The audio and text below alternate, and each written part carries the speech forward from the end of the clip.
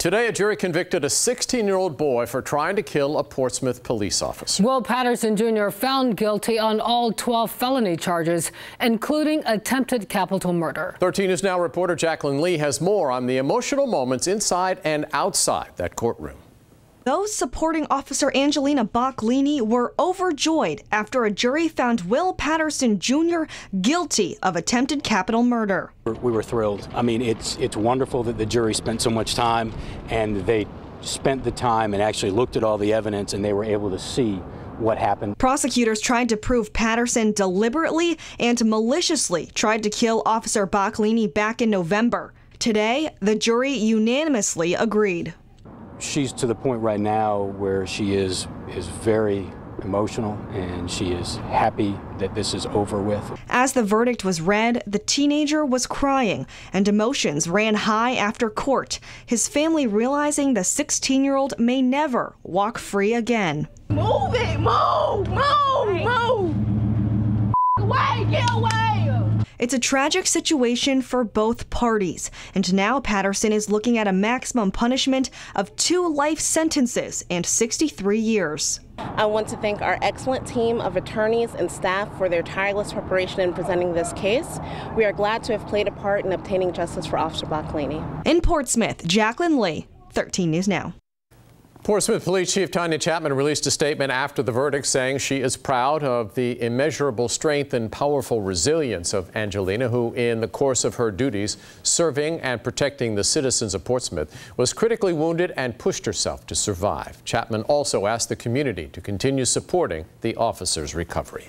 Hampton Roads was treated to a warm and breezy day to start the weekend. Jeff, for everyone who has plans for tonight, what should they expect heading out? Really very, very mild air for this time of year. Obviously, it'll cool off some, especially as the sun goes down, but it will still be way above normal. No worry about needing the umbrella. You won't need that till at least Sunday, and maybe for a lot of you, not even then. There's absolutely nothing to track anywhere in the eastern half of the country, let alone on our local radars here. Temperatures, that's what we're tracking. 81 out there right now.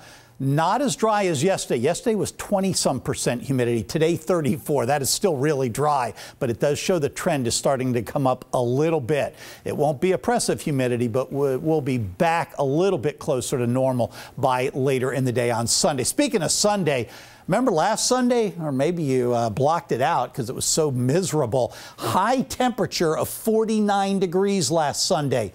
What a difference this Sunday. You were probably hoping at that point, I just want it to be nicer one of these weekends.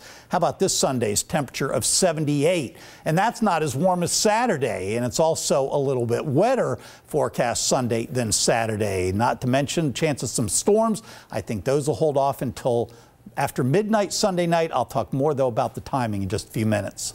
All right, thanks, Jeff. Tonight, a deadly crash on I-664 remains a mystery. State police are trying to find the person who was driving when a car went off the interstate, killing a woman who was a passenger.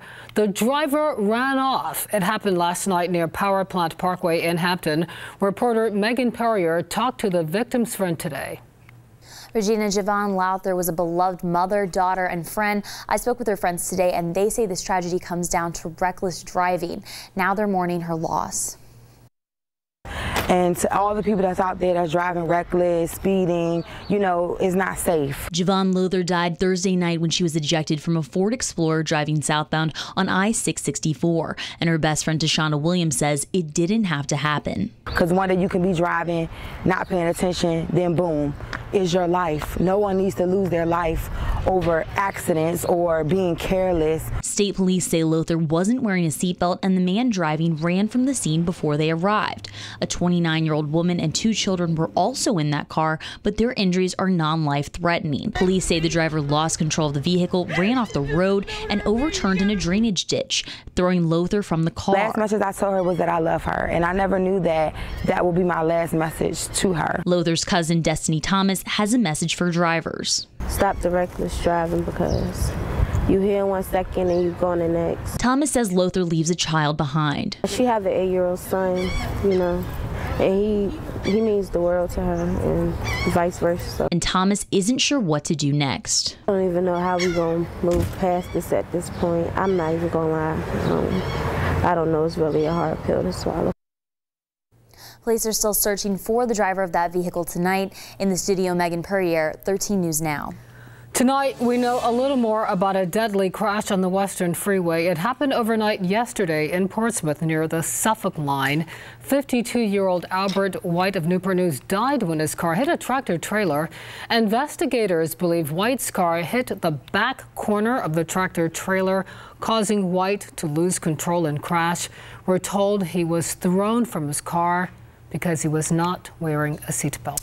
Tonight, a woman is facing charges accused of intentionally running an SUV into two people at a church. We told you about this bizarre crash yesterday afternoon on Shoup Avenue. The 24-year-old woman is now charged with unlawful wounding and felony child neglect. Reporter Megan Shin has the latest developments.